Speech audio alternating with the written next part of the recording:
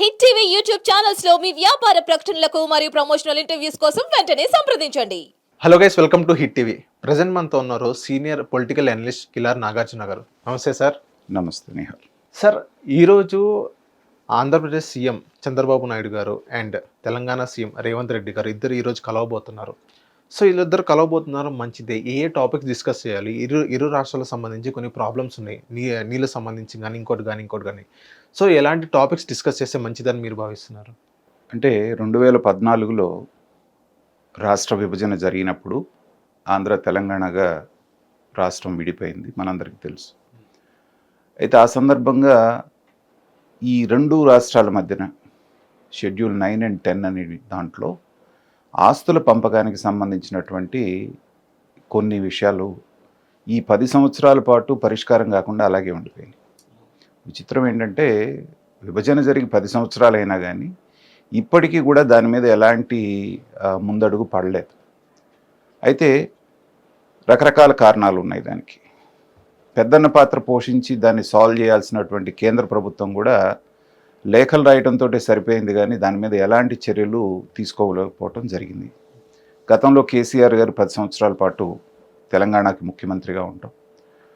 2014-19 మధ్యలో చంద్రబాబు నాయుడు గారు ముఖ్యమంత్రిగా ఉన్నప్పుడు ఏంటంటే మొదట్లో బాగానే రిలేషన్స్ కానీ అవన్నీ కూడా సక్రమంగా మొదలైనవి. కానీ ఎప్పుడైతే ఓటుకు నోటు కేసు అనేటువంటిది బయటకు వచ్చిందో అక్కడ నుంచి రెండు రాష్ట్రాల మధ్యన ఉప్పు నిప్పుగా తయారైంది, మనం చూసాం గతంలో. అవును. ఆ రోజున ఈ చర్చలకి ఆస్కారం లేకుండా, దీని మీద ఏమాత్రం అవకాశం లేకుండా 5 సంవత్సరాలు గడిచిపోయింది. తర్వాత జగన్మోహన్ రెడ్డి గారు అధికారంలోకి రావటం పెద్ద ఎత్తున వచ్చిన తర్వాత ఆ అధికారంలోకి రావడానికి కేసీఆర్ గారు చాలా సపోర్ట్, ఇండైరెక్ట్గా ఫైనాన్షియల్గా కానివ్వండి లేకపోతే మోరల్గా జగన్మోహన్ రెడ్డి గారు రావాలని బలంగా కోరుకున్నారు. అలాగే వాళ్ళు అనుకున్నట్టుగానే జగన్మోహన్ రెడ్డి గారు రావటం జరిగింది. జరిగిన తర్వాత రెండు రాష్ట్రాల ప్రజలు ఏం ఆకాంక్షించారంటే వెంటనే జగన్మోహన్ రెడ్డి గారు రాగానే కేసీఆర్ గారు ఇంటికి ఆహ్వానించడం, ఆయన రావటం, వాళ్ళ ఇంట్లో భోంచేయటం, ఇద్దరు కూడా గురు శిష్యులాగా బాగా క్లోజ్గా ఉండటంతో ఈ సమస్యలు పరిష్కారం అవుతాయనేటువంటిది ప్రజలు భావించారు. కానీ ఆ విందు కార్యక్రమంలోనే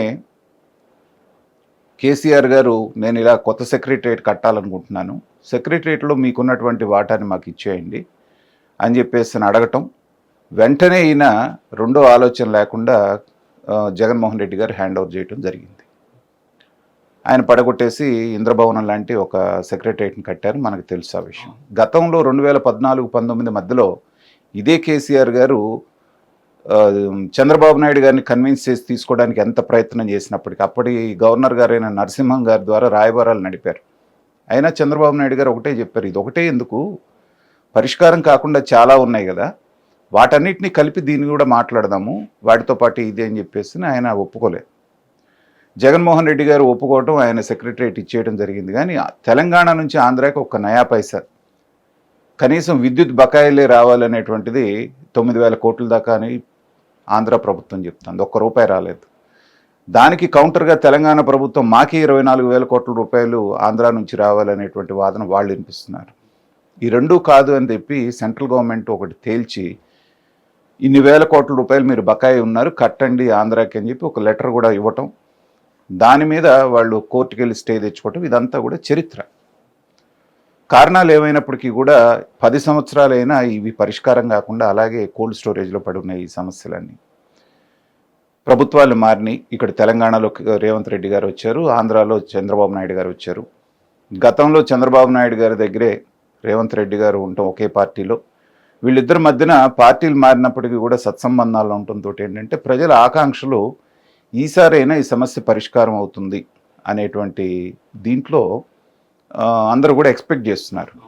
కానీ ఇద్దరు కూర్చున్నంత మాత్రాన నువ్వు ఇది తీసుకో అని పని చేసుకోవటం అనేటువంటిది అంత సులభమైనటువంటిది కాదు. తెలంగాణ ఇప్పుడు దాకా చెప్తున్నటువంటి ఆర్గ్యుమెంట్ ఏంటంటే మీకు ఆస్తులు ఎక్కడైతే ఉన్నాయో యథాతథంగా అవన్నీ మావే, సో మీ దగ్గర ఉన్న ఆస్తులు మీవి, మా దగ్గర ఉన్న ఆస్తులు మావి, ఉమ్మడి ఆస్తులు అంటున్నారు. అక్కడే వస్తుంది, ఎందుకంటే 90% ఆస్తులన్నీ కూడా తెలంగాణలో ఉన్నాయి, కేవలం 10% మాత్రమే ఆంధ్రాలో ఉన్నాయి. దాని ప్రకారంగా పంచుకుంటే అన్యాయం జరిగేటువంటి అవకాశం ఉంది. కాబట్టి దీని మీద జగన్మోహన్ రెడ్డి గారు ఏంటంటే ఏ రకమైన చర్చలు కూడా చేయకుండా కోర్టులో కేసేసి కూర్చున్నారు ఆయన. ఈ కోర్టులో ఒకసారి కేసు పడ్డ తర్వాత ఎన్నాళ్ళు పడుతుందో మనకు తెలుసు. అది అలా సాగుతూనే ఉంటుంది. అది దశాబ్దాల పాటు జరిగినా కూడా మనం ఆశ్చర్యపోవాల్సిన పని లేదు. అయితే త్వరలోనే 7వ తారీఖు, 8వ తారీఖు, 9వ తారీఖు దాని మీద విచారణ ఉందంటున్నారు.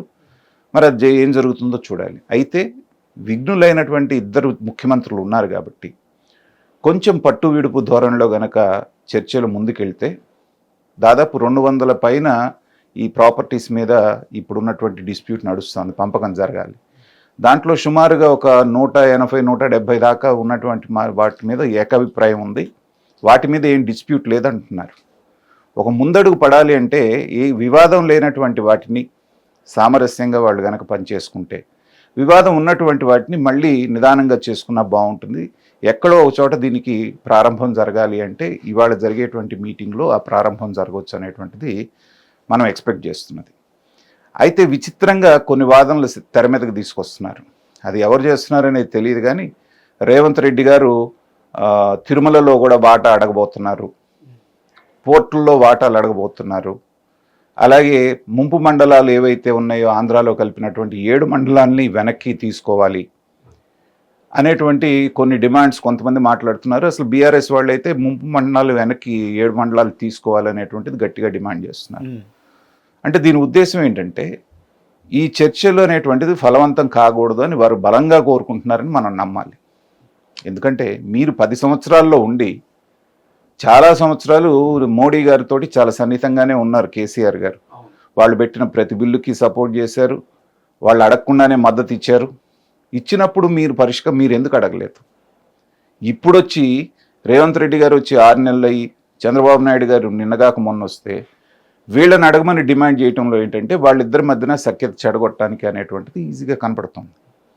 అయితే చాలామంది అంటుంది ఏంటంటే ఆ 7 మండలాలు కలపడం అనేటువంటిది సాధ్యం కాదు కాబట్టి భద్రాచలాన్ని ఆనుకున్నటువంటి ఒక 3-4 గ్రామాలు ఏవైతే ఉన్నాయో వాటికి ముంపుతో సంబంధం లేకుండా ఉన్నాయి కాబట్టి వాళ్ళకి ఇబ్బందిగా ఉంది కాబట్టి తెలంగాణలో కడపండి అని రేవంత్ రెడ్డి గారు అడగొచ్చని, దానికి చంద్రబాబు నాయుడు గారికి కూడా పెద్దగా అభ్యంతరం ఉండదు, వీళ్ళిద్దరు కలిసి నిర్ణయం తీసుకుంటే కేంద్రానికి కూడా ఏ రకమైనటువంటి ఇబ్బంది ఉండదు అనేటువంటిది తెలుస్తోంది. అయితే చర్చలు అనేటువంటివి ఏంటంటే ఇచ్చిపుచ్చుకునేటువంటి ధోరణిలో ఉన్నప్పుడే అది ఫలవంతం అవుతాయి. ఎవరి ఆర్గ్యుమెంట్ మీద వాళ్లే గట్టిగా కనుక కూర్చుంటే అవి పరిష్కారం కావు, ఇంకా కాలయాపన జరుగుతుంది. అయితే ఇవాళ ఇద్దరు కూర్చున్నంత మాత్రాన వెంటనే పరిష్కారం అయిపోతుంది అనేటువంటిది కూడా మనం అనుకుంటే అత్యాశ అవుతుంది. ఇవాళ ఆఫీసర్స్ తోటి వస్తున్నారు, 2 రాష్ట్రాల ఆఫీసర్స్ తోటి చీఫ్ మినిస్టర్ కలుస్తున్నారు. కాబట్టి ఏంటంటే ఒక కార్యాచరణ అనేటువంటిది రోడ్ మ్యాప్ తయారు చేసుకోవడానికి అవకాశం ఉంటుంది.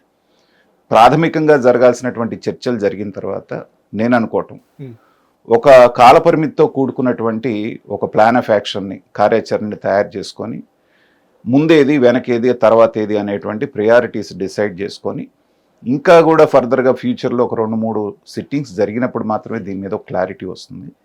అంతేగాని వాళ్ళు ఏదైనా జరిగిపోతుందని మనం ఎక్స్పెక్ట్ చేయడం సబబు కాదు.